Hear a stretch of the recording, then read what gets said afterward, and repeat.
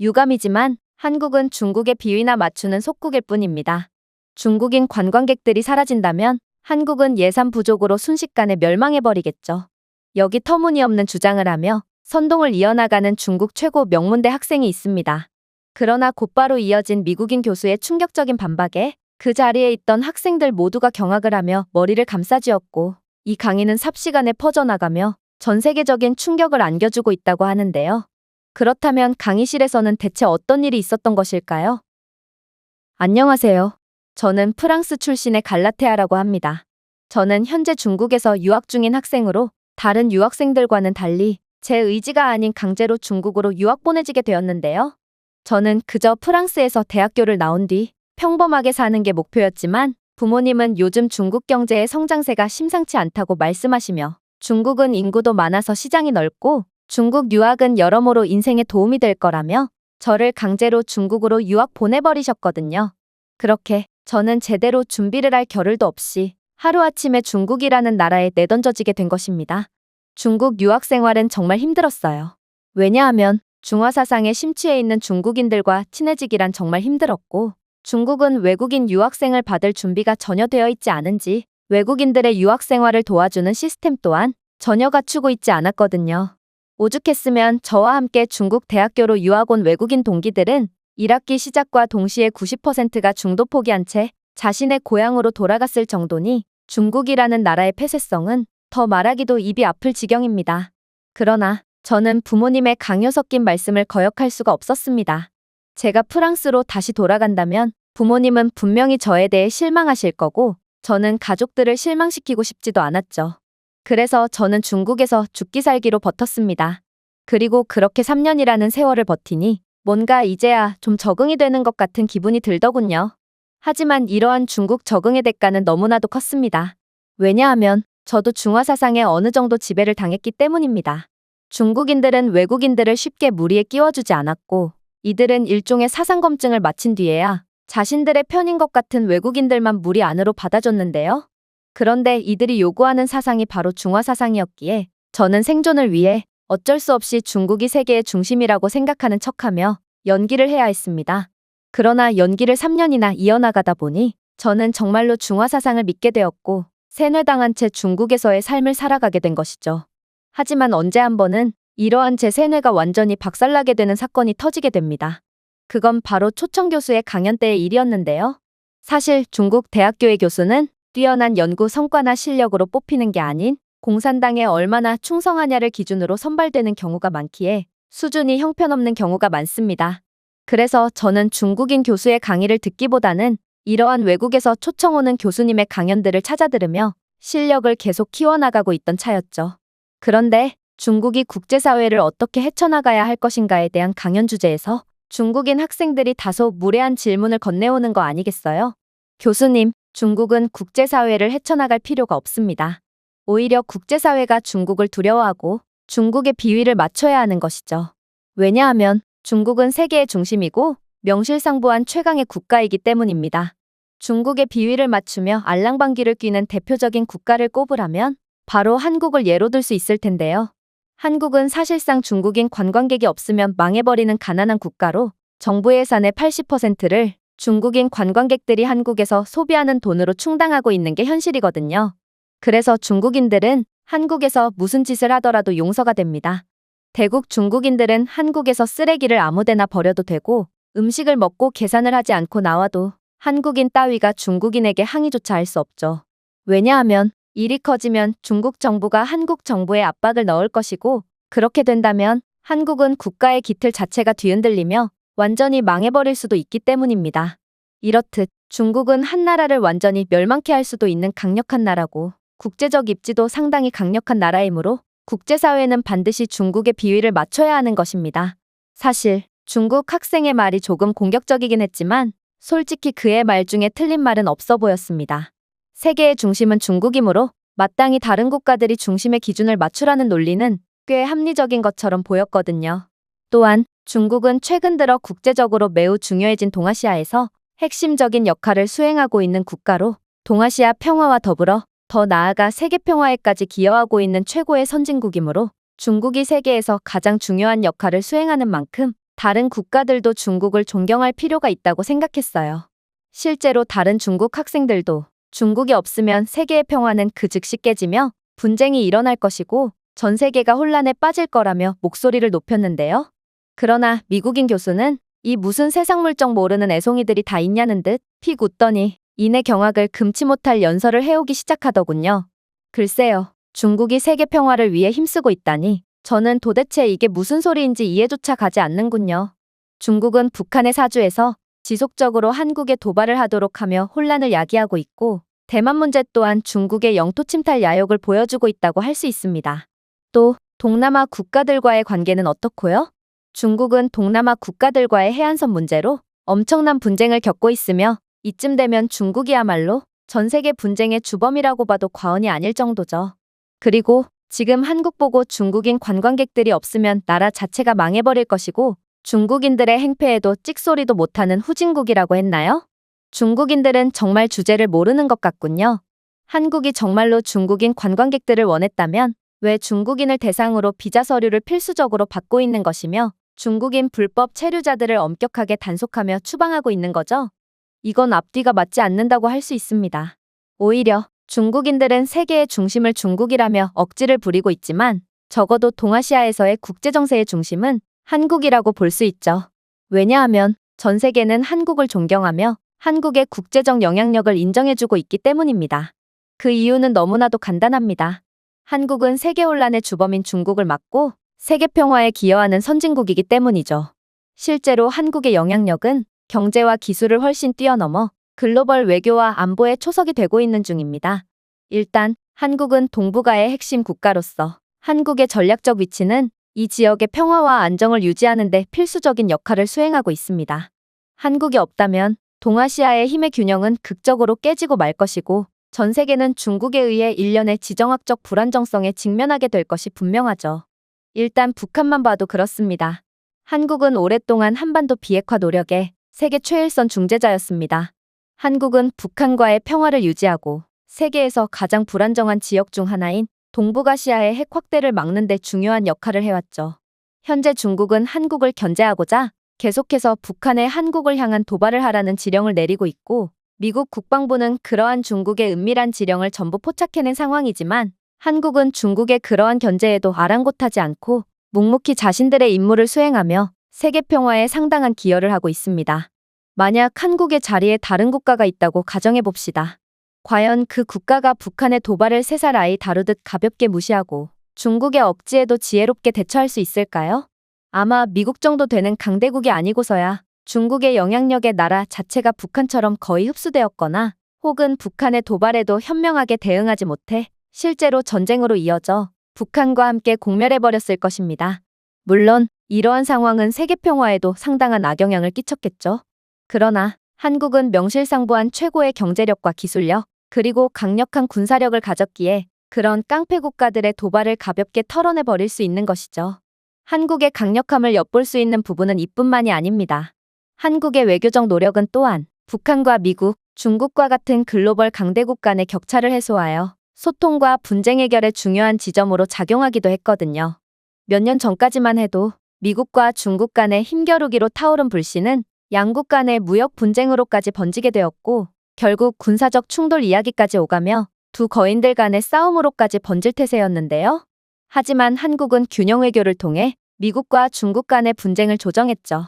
한국의 일관된 외교가 없다면 양국 간의 군사적 대결의 위험이 급격히 증가하여 이 지역을 혼란에 빠뜨리고 세계 경제를 불안정하게 만들 수 있었지만 한국은 미국에 버금가는 강대국으로서 그러한 분쟁을 사전에 방지할 강력한 외교적 파워가 있었고 결국 상황이 파국으로 가는 것을 막을 수 있었습니다.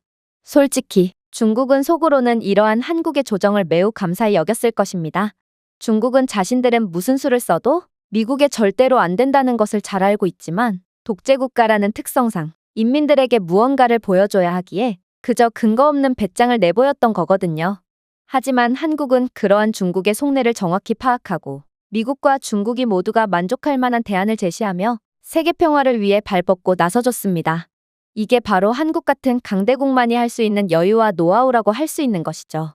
자, 중국 학생들은 사실상 한국이 중국의 몰락을 막아준 것과 다름없음에도 왜 자꾸만 한국에 대한 근거 없는 비난을 이어나가는 황당한 태도를 보이는 겁니까? 물론 한국은 중국을 위해서가 아닌 세계 평화를 위해 노력하는 것이긴 하지만 한국이 없었다면 중국은 몸집만 크지 알맹이는 없는 풍선 인형과 다름없다는 국가라는 사실을 전 세계 그리고 중국 인민들까지 모두가 알게 되었을 텐데 말이죠. 교수님의 충격적인 강의에 강의실 내부는 잠시 동안 쥐죽은 듯 조용해졌습니다. 사실 중국 대학교에서는 중국에 대한 비판의 내용을 강의하기가 무척이나 힘들기에 아무래도 중국 학생들은 당연히 중국을 띄워줄 거라고 생각했던 교수가 중국을 논리로 완전히 박살내버리는 상황에 얼이 빠진 것 같았는데요.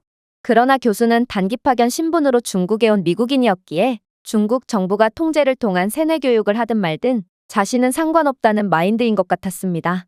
그리고 이러한 깔끔한 논리에 중국 학생들은 그저 아무 반박도 못한 채 얼굴만 붉힐 뿐이었죠. 그러나 역시나 여기서 가만히 있을 중국인들이 아니었어요. 중국 학생들은 전에 비해 상당히 기세가 죽은 상태로 힘없는 외침을 하기 시작했거든요. 당신의 주장은 억지일 뿐입니다. 당신은 교수면서 지금 중국이 아프리카 국가들에게 금전적인 지원을 해주고 있는 것도 모릅니까? 가난한 국가를 지원해주는 것이야말로 진정으로 세계 평화에 기여하는 것이고 이런 게 바로 선진국이라고 할 수 있는 것입니다. 겁먹은 개가 시끄럽게 짖는다고 했던가 학생의 발언에 기세가 눌렸던 중국 학생들은 연이어 함성을 지르며 중국이 세계의 중심이라며 소리를 질러댔는데요. 그러나 교수님은 이러한 소란스러운 상황에도 무척이나 침착하셨고 이내 날카로운 논리로 중국 학생의 주장을 깨부수기 시작했죠. 글쎄요. 힘이 없고 경제력도 없는 개발도상국들에게 돈을 빌려주는 대가로 터무니없이 높은 이자를 받고 약속 불이행 시 해당 국가의 핵심 기업이나 땅을 빼앗아 가는 것이 중국이 말하는 지원인가요? 이건 불공정 계약 내지 협박이라고 불려야 하지 절대로 지원이라고 볼 수가 없습니다. 중국인들은 남을 도와준다는 개념을 잘 모르는 것 같은데 이제부터 제가 진짜 지원이 뭔지를 보여드리도록 하죠. 그리고 이건 한국이 전 세계적인 존경을 받으며 미국 바로 다음 가는 국제적 입지를 자랑하는 결정적인 이유기도 하다는 것을 알아뒀으면 합니다. 바로 한국은 독특한 외교 스타일을 통해 강대국과 소규모 개발도상국 사이의 가교 역할을 하고 있고 동남아시아 국가들부터 머나먼 곳에 있는 아프리카 국가들까지 모든 국가들의 외교적 영향을 미치며 그들을 구원해주고 있기 때문입니다. 한국이 남수단과 레바논과 같은 지역에서 외교적 영향력과 평화 구축 노력을 하는 것을 보세요. 한국은 불과 몇십 년 전까지만 해도 이러한 평화 유지군에 의해 도움을 받는 국가였습니다. 그러나 지금의 한국은 자신들 스스로 역경을 극복하고 현재는 과거의 자신들과 같은 처지에 있는 어려운 국가들에게 구원의 손길을 내밀며 경제적 지원뿐만 아니라 그들도 할 수 있다는 자신감을 불어넣으며 세계 무대에서 존경을 받고 있습니다. 또한 한국은 전쟁으로 폐허가 된 중동 지역을 재건하는 데 중요한 역할을 하며 인도주의적 지원과 재건 지원을 모두 제공해오기도 했습니다. 한국은 이라크와 아프가니스탄과 같은 국가에 전문가, 엔지니어, 인프라 지원을 보내 이 지역의 안정화를 도왔을 뿐만 아니라 문화적, 정치적 분열을 해소할 수 있는 중립적 중재자로서의 명성을 높이고 있죠. 요즘같이 분쟁이 일상화된 국제 정세에서 오직 한국만은 모든 국가들과 원만한 사이를 유지하며 일체의 무역 분쟁도 겪지 않는 것 또한 한국의 이러한 보이지 않는 곳에서의 노력 덕분이라고 볼 수 있는 것입니다. 자, 이런 게 바로 지원이라는 것입니다. 한국은 돈을 받지 않고 인도주의라는 명분 하에 모든 것을 무상으로 베풀고 있습니다. 당연히 이러한 약소국들로부터 무언가를 빼앗지도 강요하지도 않죠. 한국은 약자의 입장을 경험해보고 직접 극복한 유일한 나라고 그래서 개발도상국들로부터 더 큰 공감과 존경을 받고 있는 상황입니다. 이러한 한국에 대한 전 세계의 존경은 한국이 현재 각종 세계기구에서 어떤 역할을 수행하는지만 봐도 쉽게 이해할 수 있습니다. 한국은 UN, WTO, OECD, G20의 회원국으로서 다자기구에 적극적으로 참여하고 있는 상당한 국제적 위상을 가지고 있는 국가인데요. 이를 통해 한국은 글로벌 무역 정책, 기후변화 협약, 안보 이니셔티브를 형성하는 데 핵심적인 역할을 수행하고 있죠. 글로벌 기후협약, 인도주의적 지원 프로그램, 개발도상국에 대한 한국의 기술 지원에 대한 리더십은 한국에 상당한 소프트 파워를 부여하여 외교적으로 엄청난 입지를 가질 수 있게 해주었습니다. 반면에 중국은 어떨까요?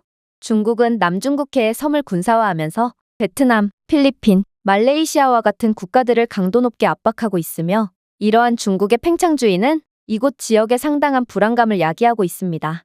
또한 최근 몇 년 동안 중국과 서구 민주주의 국가들의 관계는 급격히 악화되기도 했죠. 중국은 무역 분쟁, 지적 재산권 도용염해, 사이버 스파이 활동으로 인해 미국, 유럽, 호주와의 관계가 악화되었고 급기야 선진국들은 중국과의 관계를 버리고 산업 리쇼어링과 공급망 다각화에 초점을 맞춰 중국과 분리하기 위한 정책을 재조정하고 있습니다. 즉 중국은 한국과 같은 국가가 전 세계적인 신뢰를 받는 것과는 달리 전 세계의 불신을 받고 있으며 국제왕따와 다름없는 상태라는 것이죠. 그도 그럴 것이 소규모 국가에 대한 인도주의적 지원을 아끼지 않는 한국과는 달리 중국은 주로 소규모 국가를 희생시키면서 지정학적 영향력을 확대하는 것을 목표로 합니다.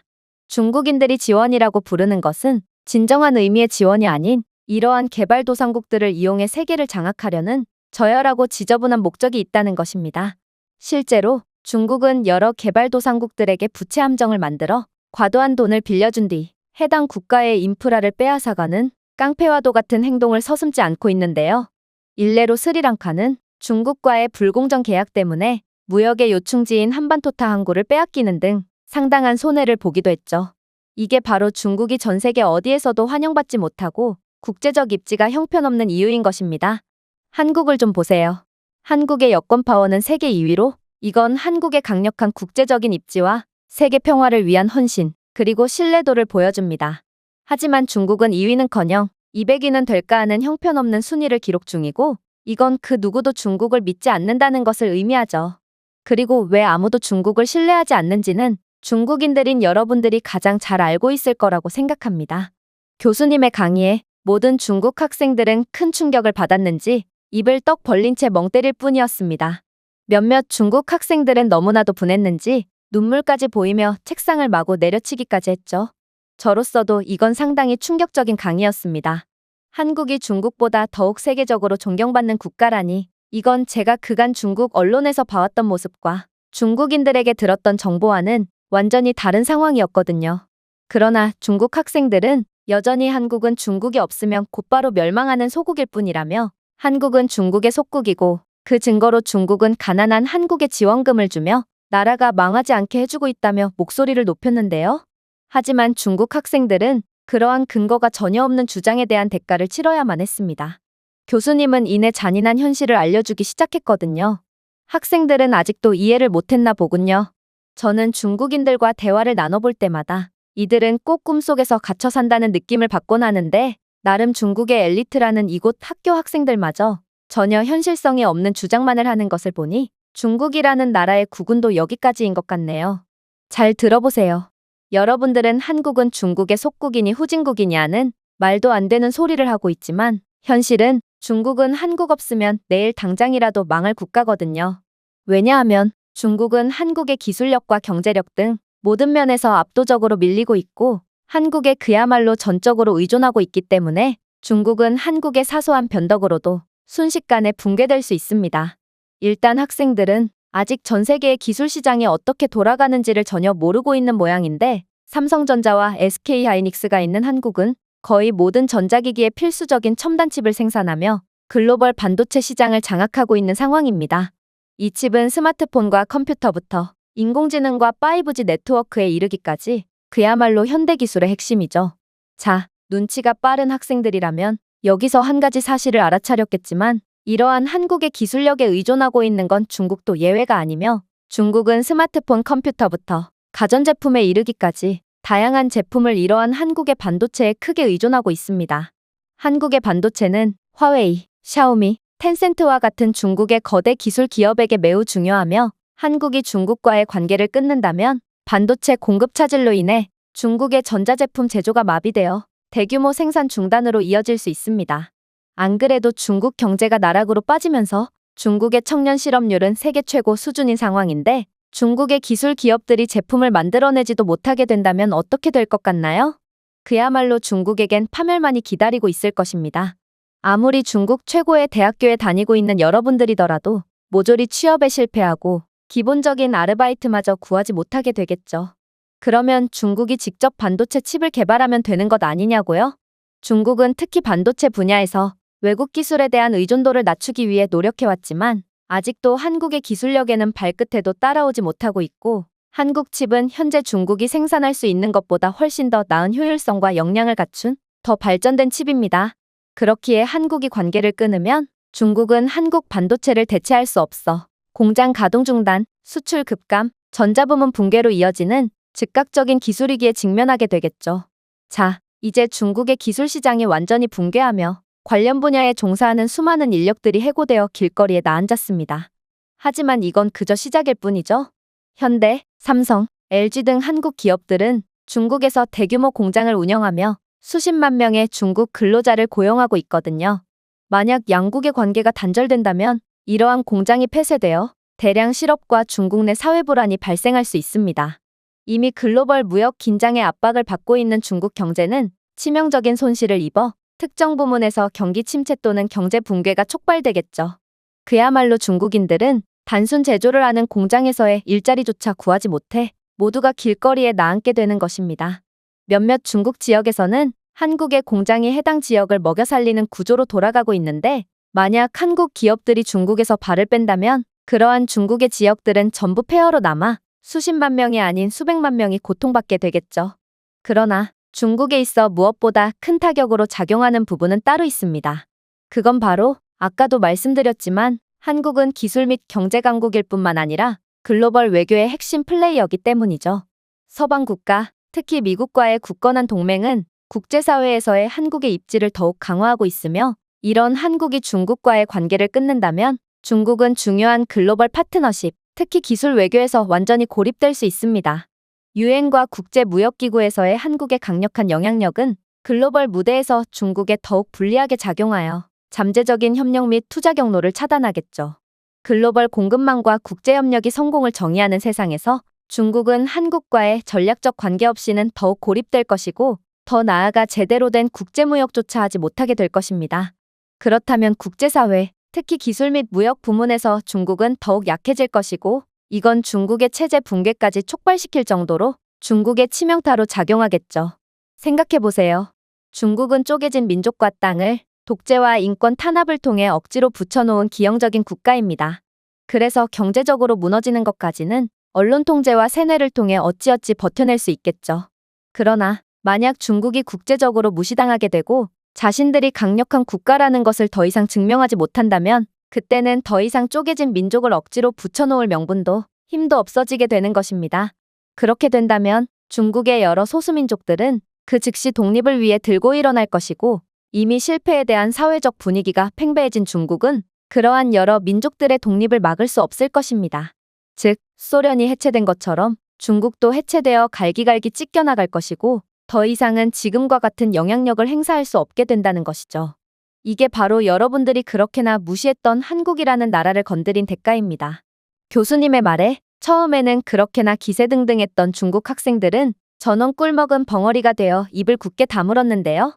이들은 끝끝내 현실을 부정하며 눈물을 흘리거나 혹은 강의실을 박차고 나가는 경우도 있었지만, 저는 교수님의 강의를 통해 중국에 대한 세뇌가 풀리는 것 같은 느낌을 받게 되었습니다. 교수님의 강의를 듣고 보니 뭔가 이상하다는 생각이 들었거든요. 왜냐하면 중국인들은 소득 수준이 낮기 때문에 해외여행을 가본 인구가 전체 인구의 0.1%도 안 될 뿐더러 애초에 중국 여권으로는 다른 국가를 무비자로 여행하기도 매우 쉽지 않거든요. 제 조국인 프랑스에서도 중국인에겐 엄격한 비자를 요구하고 불법 및 부적격 사유로 추방당하는 외국인 국적은 중국인이 1위로 프랑스 내에서 중국인에 대한 이미지는 상당히 좋지 않죠. 반면에 한국인은 프랑스를 무비자로 3초 만에 입국할 수 있는 것으로 유명하고, 한국인 관광객들은 특히나 수준이 높고 구매력도 높아서 프랑스에서 항상 좋은 대우를 받곤 합니다. 중국이 정말로 국격이 높고 영향력이 높았다면 적어도 한국인과 동등한 대우를 받았겠죠. 결국 저는 그동안 제가 중국에 완전히 속아왔다는 것을 느끼며 중국은 아예 나라 자체가 거짓과 거품밖에 없다는 것을 인지하게 되었는데요. 그래서 저는 이곳에서 공부를 하는 것 자체가 의미가 없는 행동이라는 것을 알았고, 현재 한국으로의 국제 편입을 준비하며 더 넓은 세상으로 나갈 준비를 하고 있습니다. 물론 중국에서 허비한 시간이 아깝긴 하지만 중국에서의 학업을 이어나가는 건 그야말로 밑빠진 독에 물붓기라는 것을 인지한 저는 한국에서 새로운 시작을 하기 위해 최선을 다해 노력하고 있답니다. 제가 준비해온 내용은 여기까지입니다. 끝까지 시청해주셔서 진심으로 감사드리며 여러분들의 구독과 좋아요, 알림 설정은 영상 제작에 큰 힘이 됩니다.